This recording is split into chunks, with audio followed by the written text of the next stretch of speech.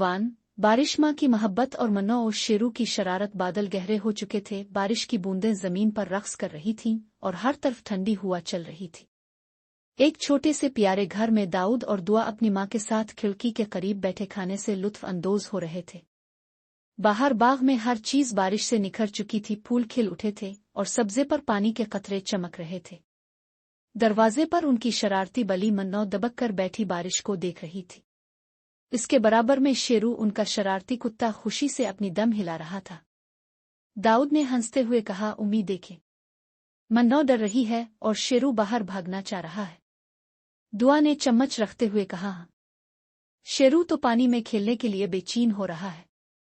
माँ ने मुस्कुराते हुए कहा, शेरू हमेशा मस्ती में रहता है, लेकिन देखना अभी मन्नो भी शरारत करेगी। जैसे ही शेरू ने खुशी से एक छलांग लगाई, इसके पंजे से पानी उछला और मन्नो के ऊपर जा पड़ा। मन्नो चौंक कर उछली और फौरन अंदर भाग आई, जबकि शेरू खुशी से भौंकने लगा। दाऊद और दुआ जोर जोर से हंसने लगे। उम्मी, ये तो बहुत मजे का दिन है, दाऊद ने कहा। माँ ने प्यार से कहा, हाँ, बारिश हमेशा खुशियां लेकर आती है, खास तौर पर जब हम इसे अपनों के साथ एंजॉय करते हैं।